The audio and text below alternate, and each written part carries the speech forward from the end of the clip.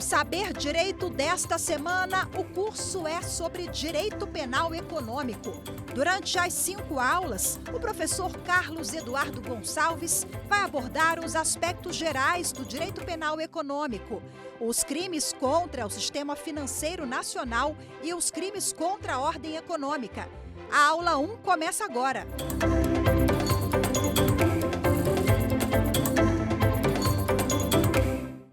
Sejam bem-vindos ao programa Saber Direito. Eu me chamo Carlos Eduardo Gonçalves, estou vindo da cidade do Rio de Janeiro para ensinar um pouquinho a vocês sobre direito penal econômico. Estou sabendo que é a primeira oportunidade de saber direito, lidar com essa matéria, o direito penal econômico, que não é tão jovem assim, e eu tenho certeza que nessa semana nós vamos aprender um pouquinho mais sobre ele. Eu tenho mestrado na área de Direito Penal Econômico, também estudei na Escola Magistratura do Estado do Rio de Janeiro e hoje estou tendo essa oportunidade aqui, está sendo um prazer para mim estar com vocês e poder lidar um pouco com essa matéria. Nós vamos estudar durante esse tempo que vamos estar juntos em 5 aulas e falar um pouco sobre os crimes que nós temos previstos na disciplina do Direito Penal Econômico. Vamos fazer uma introdução, vamos explicar um pouco sobre a diferença entre o direito penal clássico e o direito penal econômico. Nós vamos falar sobre os crimes contra a ordem tributária, os crimes contra o sistema financeiro nacional, o crime de sonegação fiscal, o crime de colarinho branco, lavagem de dinheiro. Então, a gente vai aqui lidar com esse tipo de criminalidade que não é tão assim vista todos os dias nos tribunais, mas que tem crescido muito não só da sua prática, mas também nos concursos, nas universidades, nos estudos e também como ciência e também nos livros e em toda a jurisprudência, não só aqui dos tribunais superiores, mas dos tribunais dos estados.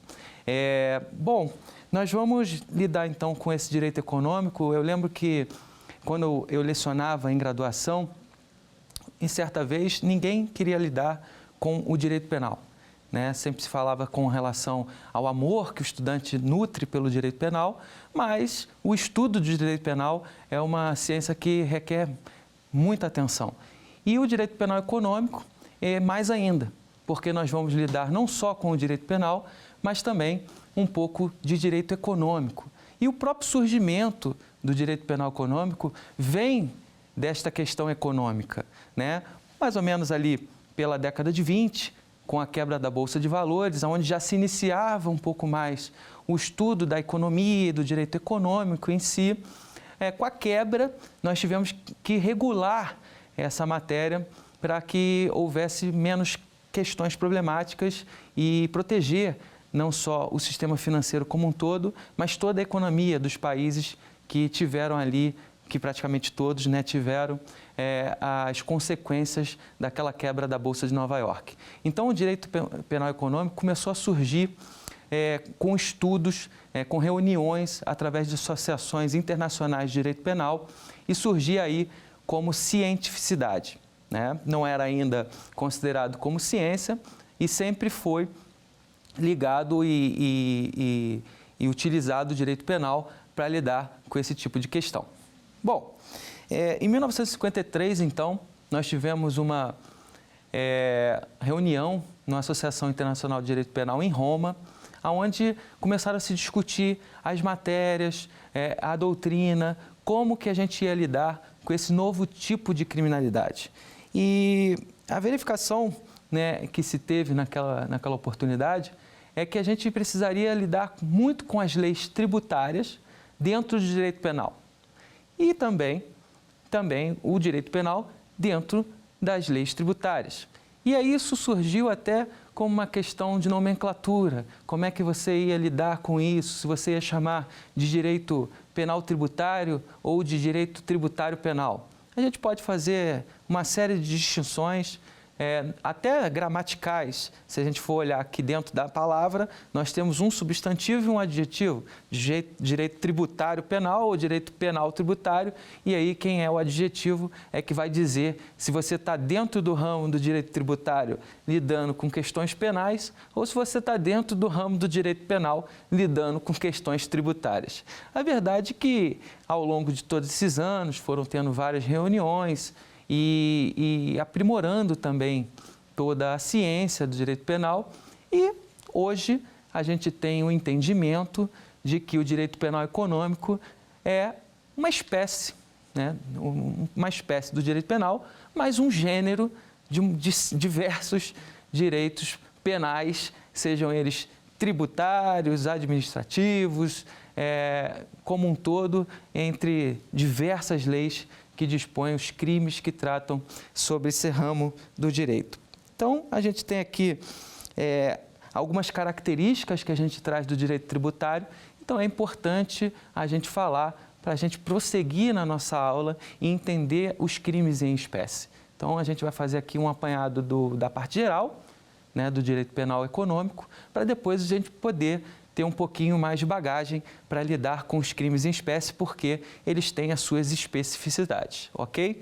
Dentro do direito tributário, eu posso fazer aqui a leitura para os senhores, no Código Tributário Nacional, de alguns artigos que vão nos socorrer dentro dessa nossa disciplina.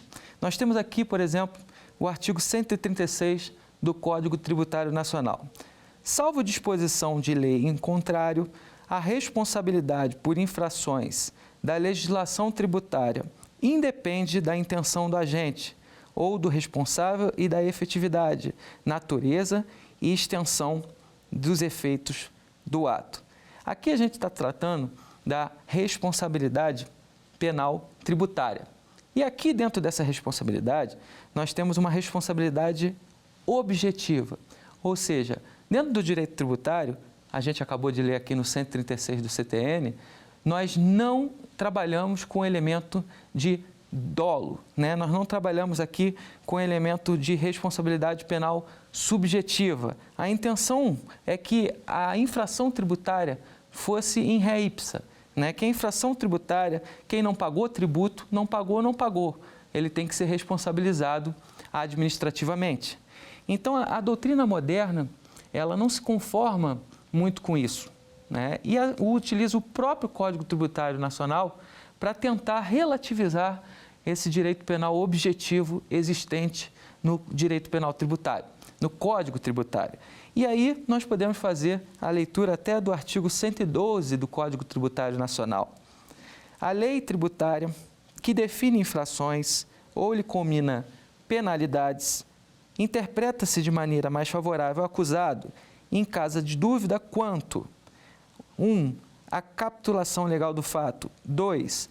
A natureza ou as circunstâncias materiais do fato, ou a natureza ou a extensão dos seus efeitos. E aí, muito importante, inciso 3, a autoria, imputabilidade ou punibilidade.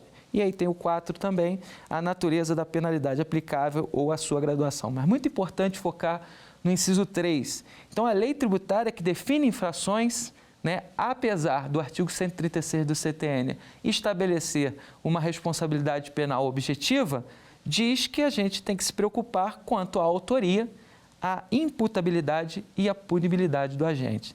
Então, uma boa parte da doutrina, até tentando fazer uma análise mais penal da legislação tributária, diz que apesar do CTN trazer em seu corpo a responsabilidade tributária objetiva, né, com relação às infrações administrativas, ela relativiza quando ela traz no artigo 112 essa previsão.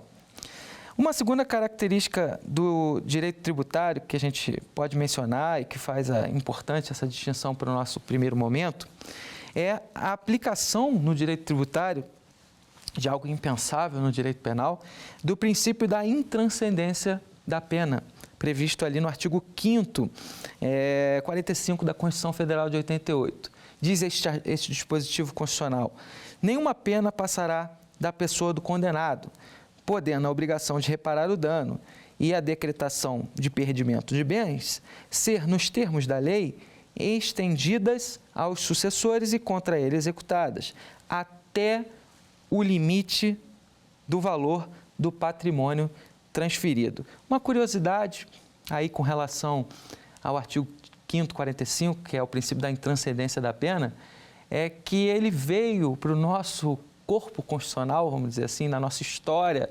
legislativa a partir da condenação de Tiradentes. Tiradentes, quando foi condenado, né, à forca, e nós conhecemos a história da Inconfidência Mineira, toda a sua família também foi enforcada.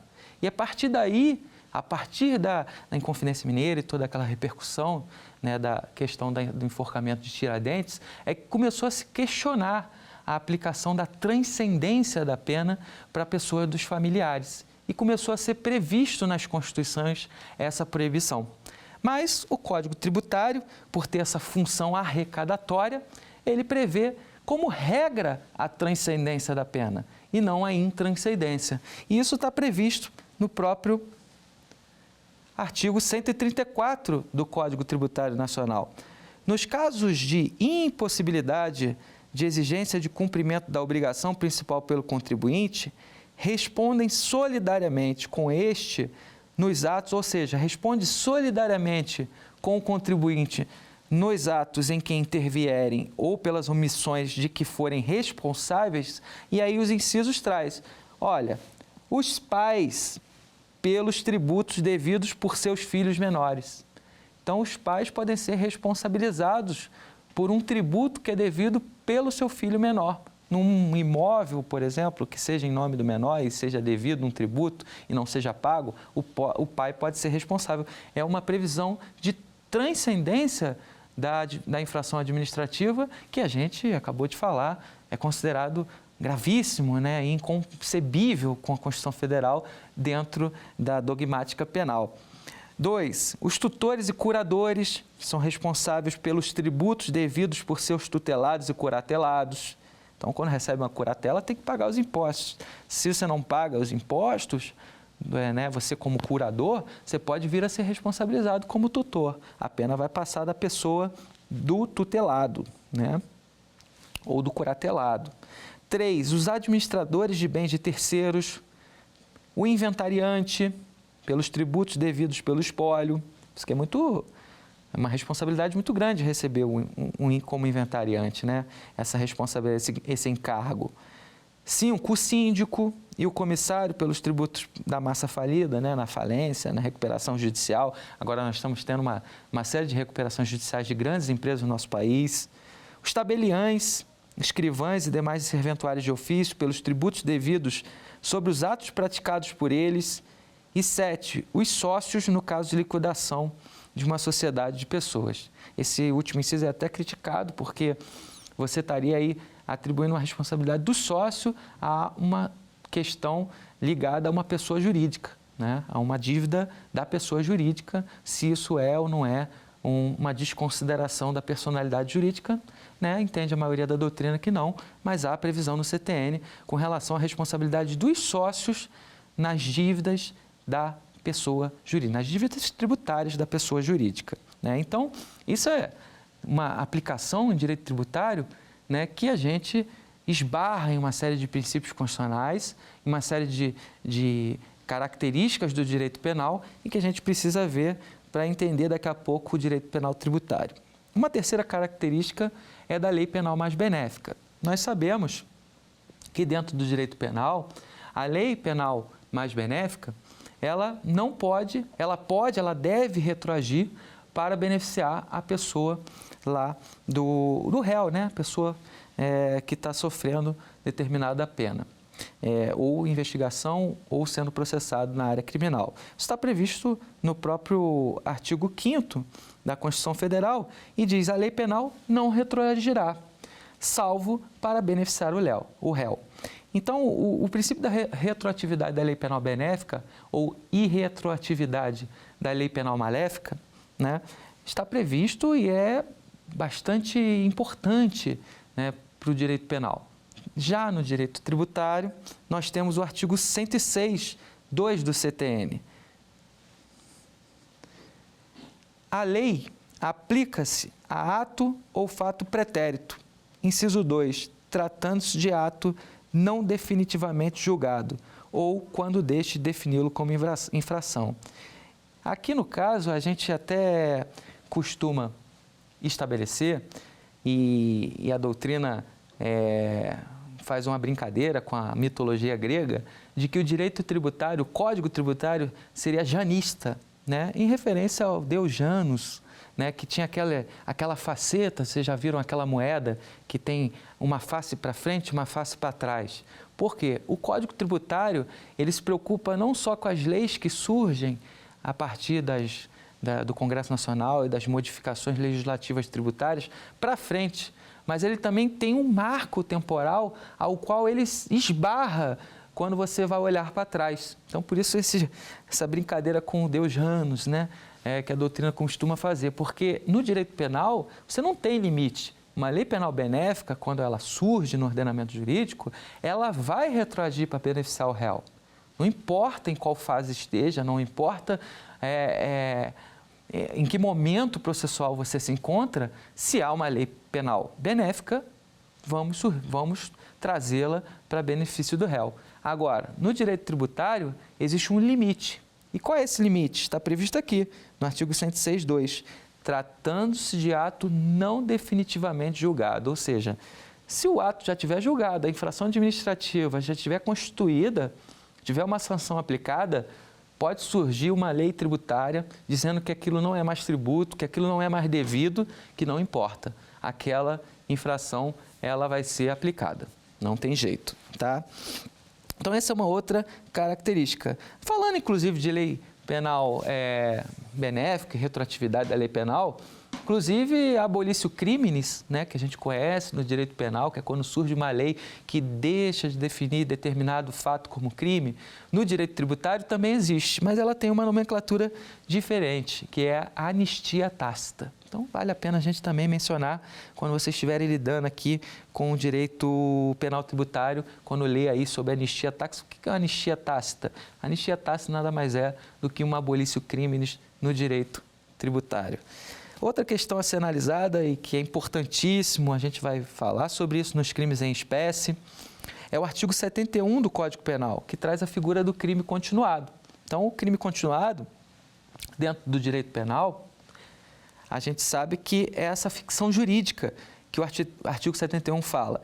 Quando o agente, mediante mais de uma ação ou omissão, pratica 2 ou mais crimes da mesma espécie, pelas condições de tempo, lugar, maneira de execução e outras semelhantes, deve os subsequentes ser havidos como continuação do primeiro.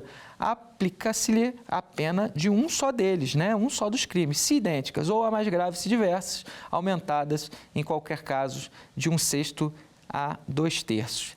Então, dentro do direito tributário, se discute essa possibilidade de ficção jurídica na presença, na ocorrência de diversas infrações administrativas nas mesmas condições de tempo, lugar, maneira de execução, como existe lá no artigo 71 do Código Penal para os crimes, né? Para os crimes que são considerados continuados, onde vai ser aplicada, então, uma pena só, né? Uma pena só, se idênticas, ou a mais grave, se diversas, aumentada, em qualquer caso, de 1/6 a 2/3.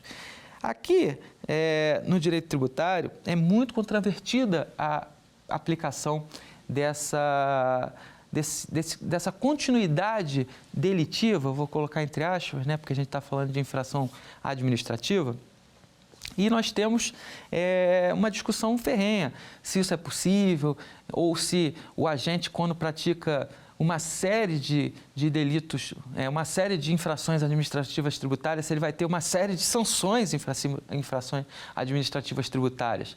E muitas das vezes, até trabalhando, né, eu sou advogado, como advogado, a gente pega empresas que ficam à beira da falência, né, de fecharem as suas portas, né, não porque a gente esteja protegendo que ela tenha o direito de praticar essas infrações, mas com a prática delas e com a sobrevivência ou com uma série de questões que são oriundas, né, do negócio em si ou do próprio comércio, se isso não poderia ser aplicado, a questão da continuidade, até para fins da preservação da empresa, para a preservação dos empregos. Porque se a gente for olhar, tem impostos que são diários, né, que incidem diariamente sobre as empresas. Às vezes, mais de uma vez, muitas vezes, às vezes, o dia. Se a gente for olhar um tributo estadual, por exemplo, como o ICMS, né, em toda a operação de venda e serviço, Então, uma loja, um comércio, pode ter diversas incidências de ICMS num único dia. Então, imagina se ele estiver praticando um ato que venha a ser uma infração tributária, administrativa tributária, e receba uma multa a cada venda. Né? Isso pode colocar em xeque a própria preservação da empresa, do emprego, da geração de renda. Então, alguns doutrinadores e uma boa parte da jurisprudência têm aplicado, né, o princípio, ou não o princípio, mas a questão, né, a característica do crime continuado nos crimes tributários. Tá? Uma outra peculiaridade, né, que a gente pode citar em relação ao tema, e a última, é a denúncia espontânea. Denúncia espontânea, a gente vai falar bastante dela quando a gente for ver os crimes tributários. Tá? No artigo 138 do CTN, a gente tem a seguinte previsão: a responsabilidade é excluída pela denúncia espontânea da infração, acompanhada, se for o caso, do pagamento do tributo devido e dos juros de mora, ou do depósito da importância arbitrada pela autoridade administrativa, quando o montante do tributo dependa de apuração. Agora, o mais importante é o parágrafo único. Não se considera espontânea a denúncia apresentada após o início de qualquer procedimento administrativo ou medida de fiscalização relacionados com a infração. Esse dispositivo, ele explica um pouco sobre a denúncia espontânea. A denúncia espontânea é muito importante, porque quando um contribuinte, né, devedor de um tributo, espontaneamente vai até o fisco e diz, olha, devo, quero pagar, não é devo, nego e não vou pagar, né? Devo, quero pagar, recolhe o imposto. Aí o parágrafo único impõe um limite também. Até o início de um procedimento administrativo para infração e sanção administrativa tributária, você tem uma denúncia espontânea, um pagamento espontâneo, então você deixa de sofrer o procedimento administrativo disciplinar tributário. Né? Então, procedimento administrativo fiscal tributário. Então, você tem a possibilidade da denúncia espontânea e vai ser importante a gente falar sobre o 138, porque depois a gente vai ver o que acontece com o pagamento do tributo antes do Ministério Público oferecer a denúncia, antes, eventualmente, até de ter uma investigação criminal sobre o não pagamento de um tributo ou de uma sanção administrativa tributária. Tá? Então, isso vai ser interessante para a gente falar daqui a pouco. Bom, vendo aí um apanhadozinho de direito tributário, alguns conceitos que a gente vai usar ao longo das nossas aulas, a gente já pode trabalhar o bem jurídico nos crimes econômicos. O bem jurídico dos crimes econômicos, vou fazer um pequeno resumo sobre bem jurídico, né? Bem jurídico no direito penal, em tudo se fala do bem jurídico. O direito penal ele exige para a proteção do bem jurídico, dos bens jurídicos. E uma característica bem diversa, bem diferenciada do direito penal econômico é exatamente não ter nessa disciplina um bem jurídico individual. A gente está acostumado a lidar nos crimes em espécie, em direito penal clássico, né? Estou chamando aí de direito penal clássico, que a gente não atribui como direito penal econômico. Bens jurídicos individuais. Então, a gente lida com crimes contra o patrimônio, né? A gente lida com crimes contra a vida, né? Crimes que tratam de bens individuais. Aqui no direito penal econômico, a gente trata com bens supraindividuais, com bens coletivos, com bens que transcendem a própria individualidade. Então, a gente está lidando aqui com o sistema financeiro nacional, a gente está lidando aqui com a ordem econômica do nosso país, com a ordem tributária do país. Então, você não consegue individualizar quando um indivíduo pratica uma conduta criminosa dentro do direito penal econômico, quem ele atingiu. Então, dentro dos princípios constitucionais penais, o princípio da lesividade, porque a gente sabe que para, eventualmente, você ter um delito, você precisa atingir um bem jurídico previsto pelo ordenamento jurídico. No direito penal econômico, a gente não tem como mensurar, não tem como quantificar uma conduta de sonegação fiscal, o quanto ela atinge o ordenamento jurídico. Uma conduta de lavagem de dinheiro oriunda de um tráfico de drogas, o quanto ela lesa o bem jurídico coletivo, né? O bem jurídico que nós, sociedade, vivemos no dia a dia. Então, quando você tem um furto, né, você sabe que, eventualmente, aquela vítima teve um prejuízo. Direito penal clássico, um direito em bem jurídico protegido individual. Agora, nos direitos econômicos, a gente tem essa questão da supraindividualidade, né, da coletividade do bem jurídico, o que, para alguns, o torna muito importante e o seu estudo, a sua análise, a sua aplicação tem que ser cada vez mais aprimorada exatamente por essa questão do bem jurídico ter essa peculiaridade, né? Eu trouxe alguma questão aqui de bem jurídico. Vocês estudam isso dentro do direito penal clássico? Bem jurídico, dentro do direito penal econômico, ele é muito discutido. Por quê? Você fala, é bonito, a gente acabou de repetir, né, essa coletividade e tal, mas a gente sabe também que o direito penal é um limitador do poder de punir. Então, o que não se pode, o que não se deve acontecer é vir leis trazendo crimes econômicos, fazendo com que se tenha a intenção, né, de utilizar o direito penal para arrecadar tributo. Isso que a gente não pode deixar acontecer.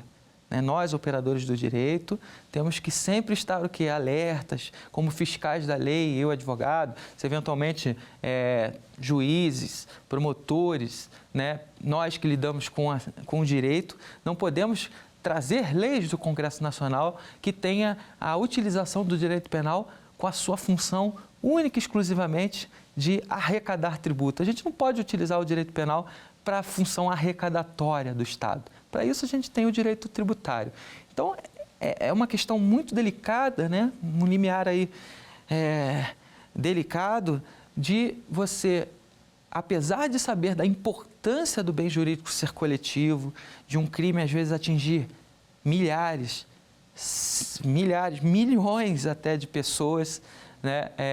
Se a gente for olhar a economia como um todo, né, dentro do nosso país, de não trazer delitos que vão ter a única função de arrecadar tributo. A gente não pode fazer com que o direito penal seja um direito penal arrecadador, né? Um direito penal que diga assim, você vai recolher seu imposto porque se você não recolher, você vai cometer um delito. A gente pode dar como exemplo até um servidor público que tem a sua função ali de um auditor fiscal da Receita Federal, posso dar esse exemplo, que tem a sua função ali de auditar, de fiscalizar e de determinar a cobrança de determinado tributo, se ele eventualmente praticar meios vexatórios para a sua fiscalização, a sua cobrança. Imagina se isso acontecer.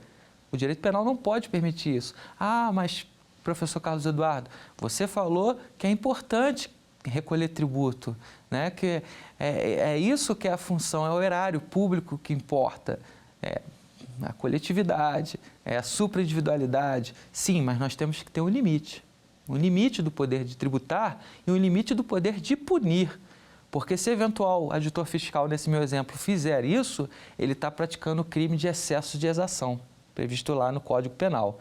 Então, ele não pode, ele tem limites, ele não pode sair cobrando tributo por aí, porque isso é importante para o Estado, porque a gente tem que arrecadar, sem nenhuma limitação jurídica. Então, a gente pode dizer que o direito penal econômico, apesar dessa característica importantíssima do seu bem jurídico, ela é também um limitador do poder de punir, assim como é o próprio direito penal. E aqui, no nosso caso, mais específico, um limitador do poder de punir tributário, de arrecadação de tributo. Então, é importante ter essa ideia, essa mentalidade, porque senão a gente começa a utilizar o direito penal e permitir que se faça o que queira para fins de arrecadação de tributo. E o que a gente não pode admitir dentro do nosso ordenamento jurídico. Então, eu trouxe aqui eu escrevi, até eu não estou citando ninguém, um resumo do que seria esse bem jurídico que é tutelado nos crimes econômicos? Para mim, né, isso está escrito, eu tenho uma obra de direito penal econômico, eu ia trazer, acabei com a correria de viagem não conseguindo, mas se chama Os Crimes Econômicos sob a Ótica do Direito Constitucional, professor Carlos Eduardo Gonçalves, editora De Plácido, e lá nesse livro eu conceituo o bem jurídico tutelado nos crimes econômicos como um conjunto de normas que constituem limites ao poder de tributar. E assim, não pode ser considerado instrumento de interesse exclusivo da Fazenda Pública, como parte nas relações de tributação, visto que a lei também protege o contribuinte. Então, é muito importante que a mesma Constituição Federal, a mesma lei que protege o Estado e traz o dever de todos nós de pagar tributo, que a gente só paga tributo porque é obrigado. O tributo ele é compulsório, ninguém paga tributo porque quer, né? A gente é obrigado. Então, mesmo a mesma Constituição, a mesma lei que nos obriga a pagar um tributo, também limita, também protege o contribuinte. A gente tem que pagar, mas a gente tem que pagar dentro das 4 linhas, né? A gente tem que pagar dentro das regras. Você também, Estado, não tem direito, eu tenho dever de pagar, mas você não tem direito de me tributar da forma que você bem entender, e ainda mais utilizando-se do direito penal para isso. Aí eu não vou permitir, tá certo? Então, por isso eu trago esse conceito, né, de direito penal econômico, de bem jurídico de direito penal econômica. Falo assim até no livro também, que a sanção penal deve ser reservada para garantir a consecução dos objetivos do Estado de realizar a justiça social.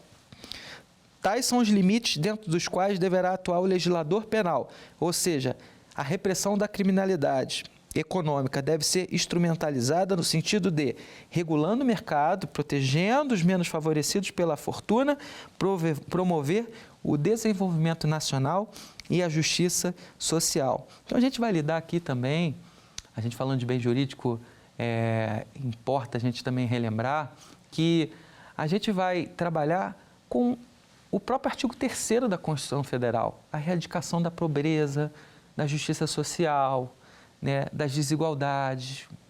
Então, o direito penal econômico, ele tem importância em tudo isso. O bem jurídico dele é isso, né? É essa proteção, né, da proteção à própria dignidade da pessoa humana, da redução das desigualdades, da justiça social. Então, quando eu deixo de pagar um imposto, um tributo, de certa forma, eu estou prejudicando o Estado na sua função arrecadatória e também diminuindo o poder desse próprio Estado de promover a igualdade social. Então, de diminuir e erradicar, no caso que é um princípio, um preceito fundamental da Constituição Federal, a pobreza e a desigualdade social. Então, veja que é um tema importantíssimo, né? Sei que todas as matérias de direito são importantes, mas aqui a gente está lidando dentro do direito penal, né? Dentro do direito penal, como a gente viu, tem esse ramo, essa espécie de direito penal econômico que gera uma série de outros direitos penais, como tributários, da ordem econômica e tudo mais que nós vamos estudar, mas que é muito importante para a própria preservação da economia e da justiça social. Bom, vamos falar um pouco também sobre a responsabilidade penal da pessoa jurídica. Não é o tema central da aula, mas a gente não poderia deixar de citar a responsabilidade penal da pessoa jurídica, porque a gente vai lidar com muitos crimes econômicos e dentro, né, da responsabilidade penal da pessoa jurídica prevista na Constituição Federal de 88, nós temos a possibilidade, são duas, né, de crimes contra a ordem econômica. Então, são duas, crimes ambientais e crimes contra a ordem econômica. Então, a nossa Constituição Federal, ela traz duas possibilidades de incriminar, de criminalização da pessoa jurídica. Então, nós temos a previsão lá no artigo 225, parágrafo 3º da Constituição Federal, as condutas e atividades consideradas lesivas ao meio ambiente sujeitarão os infratores, pessoas físicas ou jurídicas, a sanções penais e administrativas, independentemente da obrigação de reparar os danos causados. É uma norma penal que precisa de complementação, né? Uma norma constitucional que precisa de complementação, e essa complementação veio na Lei 9.605 de 1998. Então, o artigo 3º dessa lei traz o seguinte: as pessoas jurídicas serão responsabilizadas administrativa, civil e penalmente. Olha aí, as pessoas jurídicas sendo responsabilizadas administrativa, civil e penalmente, conforme o disposto nesta lei, nos casos em que a infração seja cometida por decisão do seu representante legal ou contratual ou do seu órgão colegiado no interesse ou benefício da entidade. E assim como o meio ambiente é protegido pela Constituição Federal e traz a possibilidade de criminalização de responsabilidade penal da pessoa jurídica, os crimes econômicos também têm a sua previsão. Está no artigo 173, parágrafo 5º da Constituição Federal. Ressalvados os casos previstos nesta Constituição, a exploração direta da atividade econômica, e nós vamos estudar daqui a pouco esses crimes aí contra a ordem econômica, só será permitida quando necessários imperativos de segurança nacional ou relevante interesse coletivo. Traz também a possibilidade, então, de responsabilidade da pessoa jurídica no parágrafo 5º desse dispositivo. A lei, sem prejuízo da responsabilidade individual dos dirigentes da pessoa jurídica, estabelecerá a responsabilidade desta, ou seja, da pessoa jurídica, sujeitando-a às punições compatíveis com sua natureza nos atos praticados contra a ordem econômica e financeira e contra a economia popular. Nós também tivemos a regulamentação bem depois aí do meio ambiente, que o meio ambiente foi em 9.605 de 98, mas agora, já há uns 10 anos, mas é bem recente para nós no direito, né? Para a jurisprudência, 10 anos, para chegar até o Supremo Tribunal Federal, para chegar aos tribunais superiores, é até jovem, se a gente falar, que é a Lei 12.529 de 2011. Então, essa lei, ela, nos seus artigos 31 e 32, regulamentou a possibilidade de responsabilização da pessoa jurídica nos crimes contra a ordem econômica. Essa questão de responsabilidade penal da pessoa jurídica nos crimes econômicos, crimes contra a ordem econômica e também nos próprios crimes ambientais, porque nós temos julgado do Supremo Tribunal Federal que já admite, já declarou constitucional a possibilidade de criminalização da pessoa jurídica, apesar de toda a discussão que envolve o tema. Como eu disse, eu não podia deixar de mencionar, a gente podia gravar uma aula só de responsabilidade penal da pessoa jurídica, mas se a gente tinha que mencionar isso aqui, não vamos esgotar o tema. Mas o Supremo Tribunal Federal considera constitucional essa possibilidade. O julgado tratou de um desvio de óleo de uma empresa nacional, inclusive, numa bacia hidrográfica, e foi possível a responsabilização não só dos sócios, mas também da pessoa jurídica. Ainda não temos nada com relação ao assunto nos crimes contra a ordem econômica, apesar dos seus 10 anos, como eu disse, é bem jovem, mas a tendência é que se permita, apesar de todos os esforços da doutrina em contrário. Por que eu digo isso?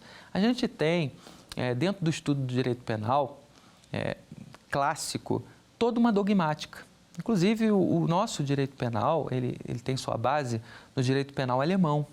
Então, o nosso Código Penal ele vem em 1940. Então, se a gente for olhar até o nosso Código Penal de 1940, até hoje, apesar da modificação parcial, da parte geral em 1984, a base, o corpo do nosso direito penal é alemão. E lá no início, como eu falei para vocês, o direito penal econômico também surgiu como ciência a partir de diversas doutrinas, e a maioria das doutrinas nessas reuniões que eu falei em Roma e sobre direito penal eram de autores alemães. Então, quando a gente estuda o direito penal, normalmente os professores tendem a lidar com a doutrina alemã clássica. Então, vocês escutam muitos nomes, como Roxin, Jeschke, Jacobs, Welzel, e entre outros que eu poderia aqui passar o dia inteiro citando. Mas nosso direito penal, então, tem essa origem penal alemã, em 1940, que alguns até permitem dizer que é um código nazista, porque era da época do nazismo na Alemanha, e o Código Penal era assim, e foi uma das bases para o nosso Código Penal de 1940. Isso já caiu um pouco por terra por conta da modificação de 1984. Mas a verdade é que, dentro dessa dogmática, né, do direito penal, a gente tem uma série de questões, de conceitos, de características, de princípios, de estrutura do direito penal clássico que, para alguns autores, né, não, a gente vai citar, eu vou citar um nacional para falar autores e não citar o nome, que é o René Ariel Dott, aqui no Brasil. Mas a gente tem Santiago Mir Puig, né, que é um autor espanhol, né, que trabalham essa impossibilidade, né, de aplicação do direito penal clássico para a responsabilização da pessoa jurídica. Porque o próprio elemento, conceito de crime, né, que é um fato típico, ilícito, culpável, já não permitiria isso. Então, para a gente falar hoje, né, de fato típico, a gente sabe que a gente tem que ter dolo ou culpa, né, porque desde que eles saíram lá da culpabilidade e vieram para o fato típico, né, e tornou a culpabilidade, um dos elementos da culpabilidade, em potencial consciência da ilicitude, né, por isso que é potencial, porque saiu o elemento volitivo, o elemento subjetivo e veio para o tipo penal. Então, o dolo, a culpa, como que a gente poderia aferir a responsabilidade subjetiva, o dolo de uma pessoa jurídica? Sem, claro, analisar a conduta dos sócios, né? Então, isso tudo é discutido, né? A própria culpabilidade, que é essa consciência da ilicitude. Será que a pessoa jurídica tem consciência da ilicitude? Então, isso também é uma questão bastante discutida na nossa doutrina. A própria pena, né? Se a gente for olhar, né, a aplicação de pena na prevenção geral, na prevenção especial, como é que a gente vai pensar em prevenção geral, em prevenção especial da pessoa jurídica? Como é que a gente vai, dentro dessa ficção, né, que desde o século XVIII, com Savigny, né, a criação da ficção jurídica, que é pessoa jurídica, né, que é uma ficção jurídica, como que a gente vai pensar que ela vai se sentir freada dentro dos freios inibitórios da prática de determinado delito, se ela não tem consciência? Então, isso começou a surgir e os tribunais começaram a ter que julgar, e aí surgiu a figura da dupla imputação. Então, tanto no STJ, né, quanto no STF, nós temos essa figura aí da dupla imputação. Eu até anotei aqui para trazer para vocês, procurando, alguns julgados dessa possibilidade, então, ou não, de responsabilização direta da pessoa jurídica, ou se eu precisaria de uma dupla imputação. O que é isso? Você precisaria, além de, num fato específico, aplicar a pena sobre a pessoa jurídica, se eu tenho que também aplicar no mesmo fato a pena sobre os sócios, os dirigentes, os administradores, porque eles teriam esse elemento volitivo do dolo. Dentro da nossa doutrina, da doutrina nacional, eu posso citar Fernando Galvão. Fernando Galvão tem um livro bom de direito penal, parte geral. Ele é um dos defensores aí de possibilidade, um juiz de direito no estado de Minas Gerais, e é um dos defensores aí da possibilidade de responsabilização penal da pessoa jurídica. E aí ele fala, ele tenta explicar tenta desviar alguns conceitos, né, até para falar com relação, mas no direito penal a gente tem o artigo 29, que é a responsabilidade de pessoas, é a coautoria. Mas a coautoria tem o domínio final do fato, né? Então, assim, dentro da coautoria, ele é coautor, ele praticou, ele participou, né, da prática de um delito. Será que a gente tem que comprovar que a pessoa jurídica participou da prática de um delito do sócio, né? Tem essa coautoria? Não, mas então é uma autoria imediata. Ele usa a pessoa jurídica como um instrumento para a prática do delito. Só que na autoria imediata do Código do Direito Penal Clássico, quando a pessoa usa o outro como instrumento para a prática de delito, que é isso que é a autoria imediata, quem está sendo o instrumento não tem dolo, né? Ela está sendo coagida à prática do delito. Então, se anula a culpabilidade dela. E ela não responde por determinado delito, sendo responsável somente quem coagiu, né? Quem é o autor, né, verdadeiramente daquele delito. Então, hoje a gente tem essa discussão acerca da responsabilização da pessoa jurídica e da aplicação da responsabilidade, sendo por intermédio da dupla imputação ou sendo pela possibilidade de responsabilização direta, e eu trouxe alguns julgados para vocês aqui.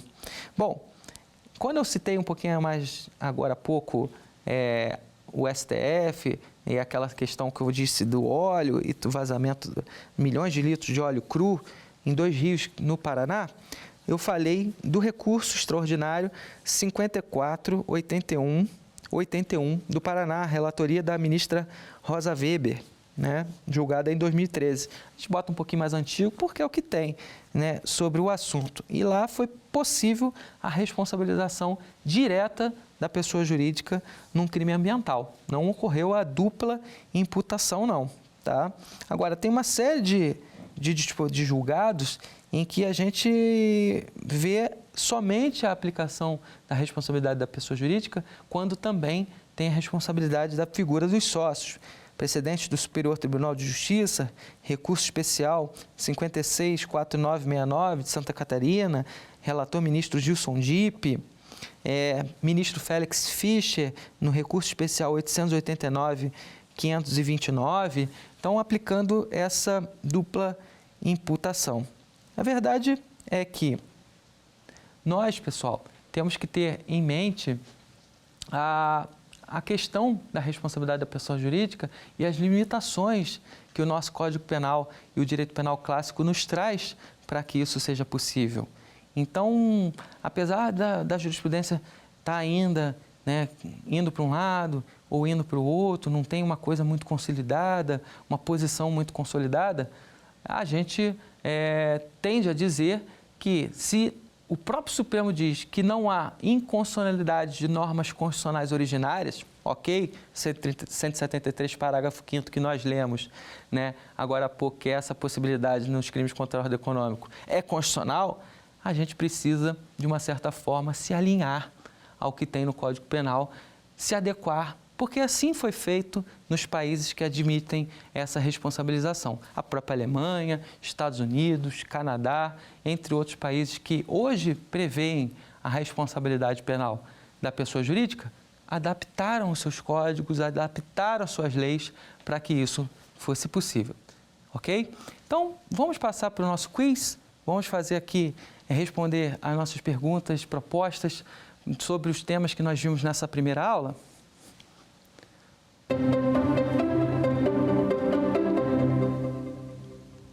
Primeira questão. A evasão de divisas do Brasil mediante operação de câmbio não autorizada configura?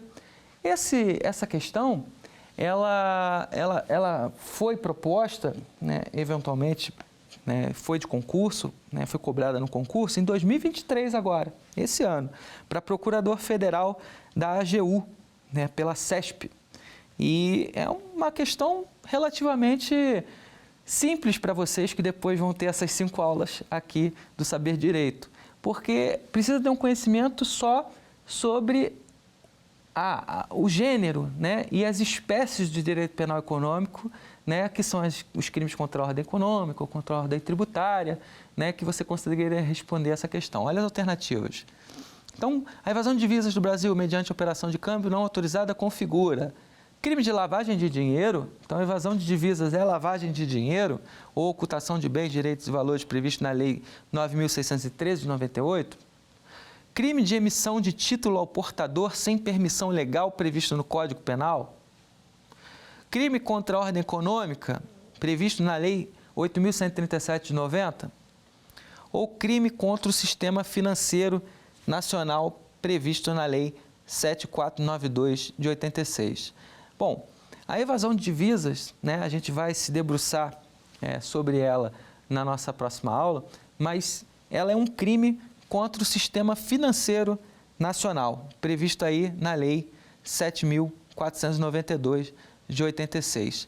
Então, veja, olha que questão de concurso interessante. Ela pegou praticamente um apanhado da nossa aula, né? Todas as espécies de crimes em direito penal econômico, deu um crime, que é a evasão de divisas, e pediu para o candidato acertar qual crime, qual é o bem jurídico, que foi o que nós vimos nessa aula, tutelado por essa conduta de evadir, de retirar as divisas, que a gente vai ver que são os bens, né, no nosso país para outro sem a devida autorização. Então, uma questão bastante ampla, né, se a gente for olhar, mas bem tranquila, sob o ponto de vista de quem participar, por exemplo, dessa aula. Vamos passar a segunda questão?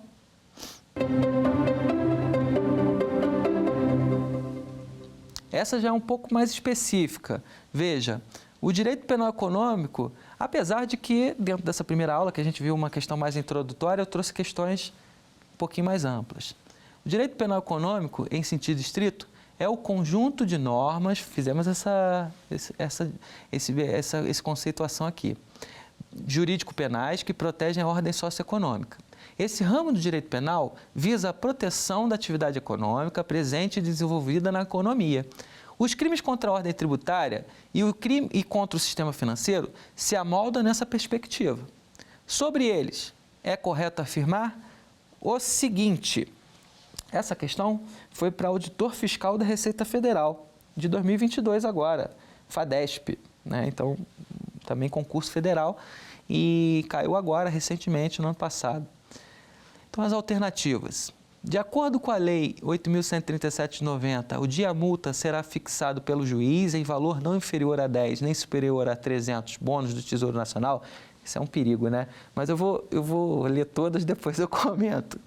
Esse tipo de alternativa é complicada, né? Contrato com número, então a gente vê tanto número de lei, tanta coisa que a gente acaba esquecendo. Mas a gente sai por outro lado aí. B. Não se aplica o princípio da insignificância aos crimes contra a ordem tributária, pois o bem jurídico protegido é a rigidez do sistema tributário nacional. C. O crime contra a ordem tributária relacionado à conduta de falsificar, alterar nota fiscal, fatura, duplicato, nota de venda ou qualquer outro documento relativo à operação tributária é classificado como crime formal. A gente vai ver os crimes formais materiais de mera conduta. Não exigindo a materialização do resultado para a sua consumação. E D. Extingue-se a punibilidade dos crimes definidos na Lei 8.137 de 90, quando o agente promover o pagamento do tributo, inclusive acessórios, antes do recebimento da denúncia. Veja, pessoal, dentro dessas alternativas, seria, a meu ver, bem difícil a alternativa A, porque você lembrar, né, e está errada, nós vamos ver isso nos crimes contra a ordem tributária, mas lembrar se é 10, mais de 300, menos de 300, é muito complicado. Mas a alternativa que é a correta, né, que é a letra D, faz com que a questão se torne fácil. E nós falamos isso aqui nessa nossa primeira aula, né, quando eu falei da denúncia espontânea. Por isso que eu falei, olha, os conceitos de direito tributário são importantes para a gente aprender um pouquinho sobre o direito penal econômico, direito penal tributário, porque quando a gente falou de denúncia espontânea, que está no Código Tributário Nacional, a gente falou, olha, e inclusive, quando eu pago, né, promovo o pagamento do tributo, inclusive os acessórios, antes do recebimento da denúncia, eu tenho a extinção da punibilidade. Então, a alternativa D acaba nos facilitando aí na resolução dessa questão, tá certo? Vamos passar para 3. Vou até pegar aqui, que eu tenho ela aqui também. Constitui crime contra a ordem econômica. A. Importar ou exportar mercadoria proibida. Isso aí a gente vai ver também. B. Praticar navegação de cabotagem fora dos casos permitidos em lei. C. Impedir, perturbar ou fraudar concorrência pública ou venda em asta pública. E D. Usar gás liquefeito de petróleo para fins automotivos, em desacordo com as normas estabelecidas na forma da lei. Essa questão, ela é interessante, porque ela faz um pouquinho diferente da primeira que nós vimos. Aqui a gente traz crimes em espécie, né? E o enunciado é que ele fala qual é o crime contra a ordem econômica. Lá na primeira a gente viu um crime em espécie e as alternativas que traziam constitui contra a ordem tributária, contra a ordem econômica. Então é o inverso. Mas veja, é a mesma coisa, né? E cai toda hora nos concursos dessa mesma forma. E aqui a gente também tem uma série de delitos, né? A gente tem importar ou exportar mercadoria proibida, crime, né? Crime de evasão de divisas, né? E também pode ser um descaminho. Praticar navegação de cabotagem, crime específico também de ordem econômica que a gente vai ver. Impedir, perturbar ou fraudar concorrência pública, crime na lei de licitações. E o D, que é a alternativa correta, que é usar gás liquefeito de petróleo para fins automotivos em desacordo com as normas estabelecidas na forma da lei. Quando nós formos estudar os crimes contra a ordem econômica, salvo engano, no último bloco, a gente vai falar especificamente desse crime, que é essa utilização de combustível da forma indevida e que é um crime contra a ordem econômica que é tutelado pelo direito penal econômico. Então, vamos encerrando esse primeiro bloco e nos próximos nós vamos tratar já dos crimes em espécie e dos crimes contra a ordem tributária e contra a ordem econômica. Quer dar alguma sugestão de tema para os cursos do Saber Direito? Então mande um e-mail para a gente, saberdireito@stf.jus.br. Você também pode estudar pela internet.